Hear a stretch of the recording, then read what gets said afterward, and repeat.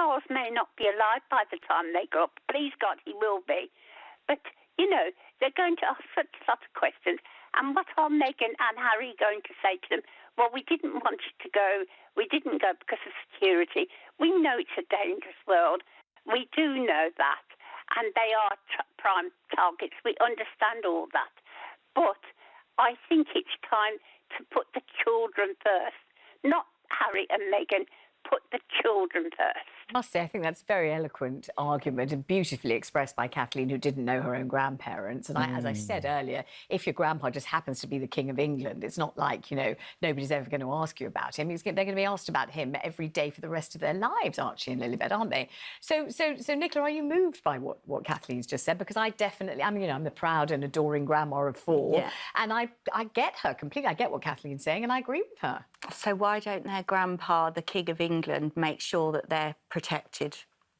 Well, I think he thinks that if they're in a royal residence, they are protected. But travelling from A to B with the amount of attention and the amount of hate that the family have, if he so desperately wants to see his grandchildren, I know you would do anything to make sure you would see your grandchildren. So for me, let's take it away from Harry and Meghan saying, they're stopping them. No, they're trying to keep their children safe. Let's ask why the King isn't going to every length possible to say, yes, you come and you'll be protected and you'll be safe wherever you go.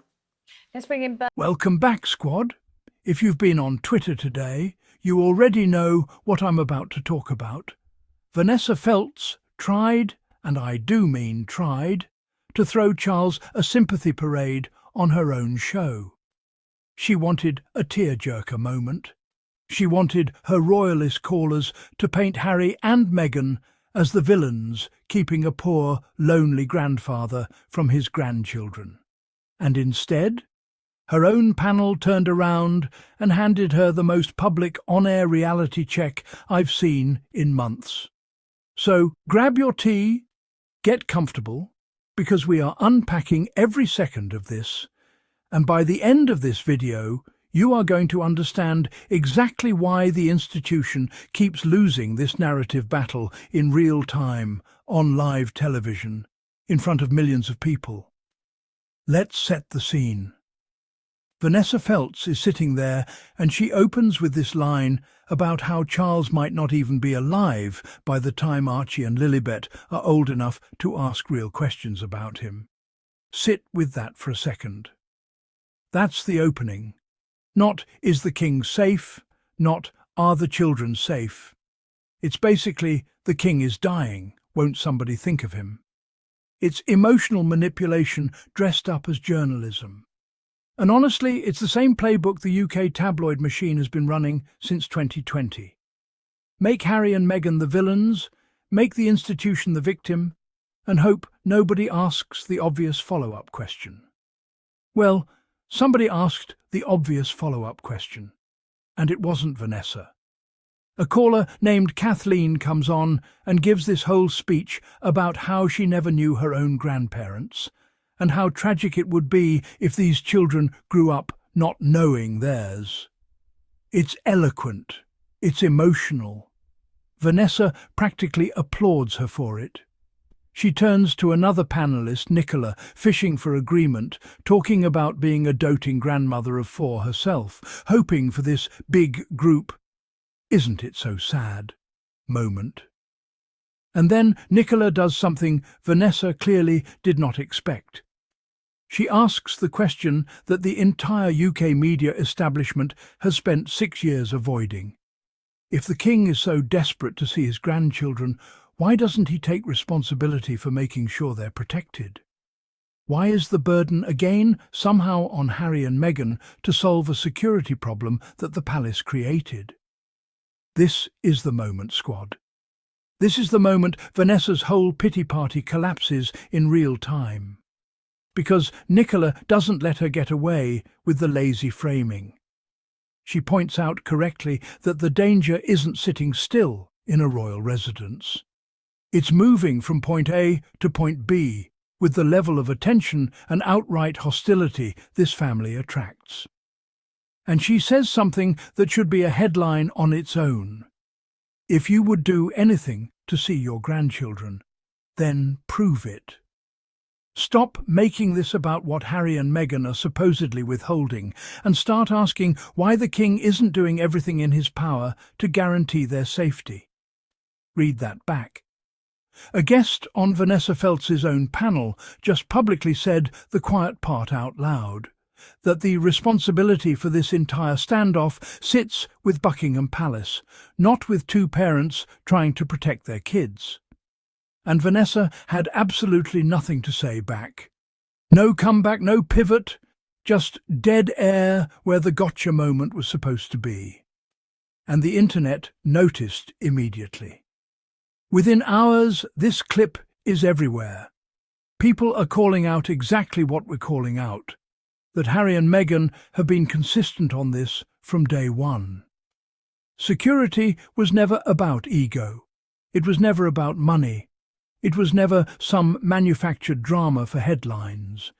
It was about keeping two small children alive in a world where their family has already buried one grandmother under circumstances directly tied to press harassment. We don't get to pretend that history doesn't exist. Diana is the reason this conversation has weight. Diana is the reason just bring the kids to the UK is not a casual ask. And let's talk about the comparison Kathleen tried to make, not knowing her own grandparents versus these children not knowing theirs. It's not the same situation, and royal commentators trying to flatten it like that is exactly the kind of false equivalence that keeps this entire narrative twisted. These aren't private grandchildren living quiet, anonymous lives. These are children who, the moment they set foot in the UK without protection, become targets for a press machine that has shown time and time again it will not leave them alone. We're talking about a country where paparazzi have already been caught trying to track down their school. We're talking about a tabloid culture that hounded their mother out of the country before they were even born. So no, this isn't really about grandparent visits.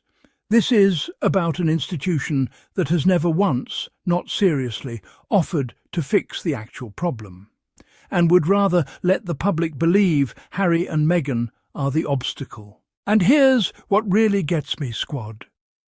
Charles is the King of England. He commands the resources of an entire nation. If he wanted to guarantee his grandchildren's safety on a visit, he has more tools at his disposal than almost anyone alive to make that happen.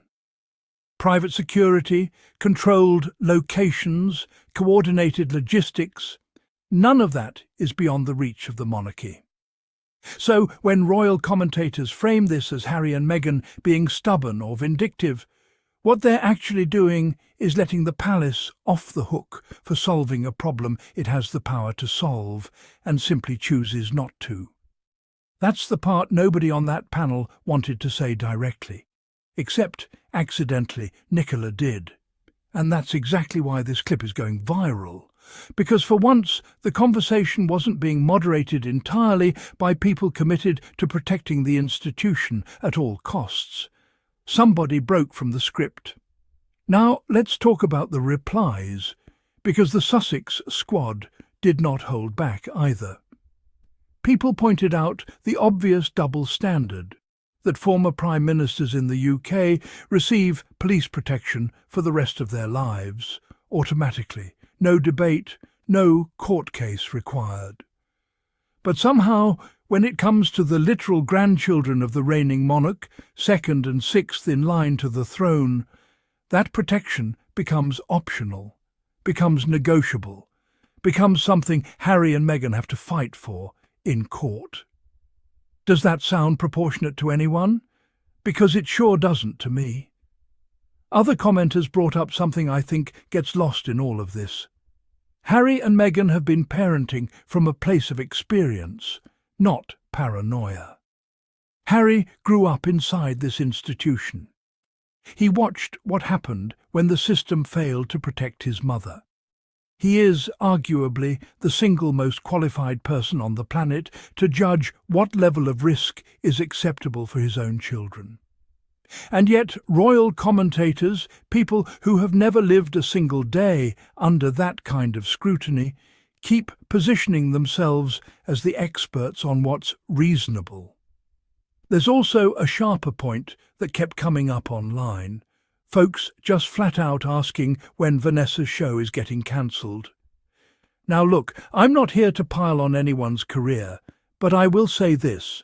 When your entire premise for a segment collapses because your own guest accidentally tells the truth, that's not a great sign for how solid your narrative actually was to begin with. Let's zoom out for a second, because this moment is part of a much bigger pattern.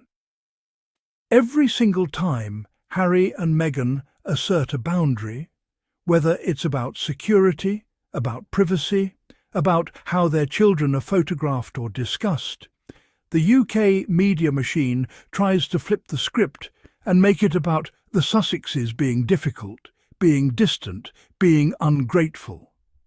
But moment after moment, when actual scrutiny gets applied, the story falls apart. Because the truth is simple. These are two parents trying to protect their children from a press environment that has proven, historically, that it does not know how to leave this family alone. And honestly, that's the through line of basically everything we cover on this channel. Strip away the headlines, strip away the manufactured outrage, and what you're left with is a family trying to set basic boundaries, being treated like they've committed some unforgivable offence. Meanwhile, the institution that created the danger in the first place gets to play the victim on live television, with a sympathetic host lobbing softball questions, hoping nobody in the room pushes back. Except this time, somebody did push back, and it wasn't planned, and it wasn't scripted, and that's exactly why it landed so hard. So here's my question for you, squad. Drop it in the comments. Do you think this is the moment where public opinion really starts shifting? Where people start asking why Charles hasn't solved this himself? Or do you think the tabloid machine just regroups, runs the same story again next month with a different caller and a different angle? I want to hear your take. If this video gave you even a little bit of that, finally somebody said it, satisfaction, do me a favour, hit that subscribe button, smash the like, and turn on notifications, because we cover these moments the second they happen, and I am not interested in sugarcoating any of it for the sake of staying friendly with an institution that has never once extended Harry and Meghan the same courtesy. This channel exists because somebody has to push back on the narrative, and as long as you keep showing up, I'll keep doing exactly that. Until next time, squad, stay loud, stay informed, and keep defending the truth. I'll see you in the next one.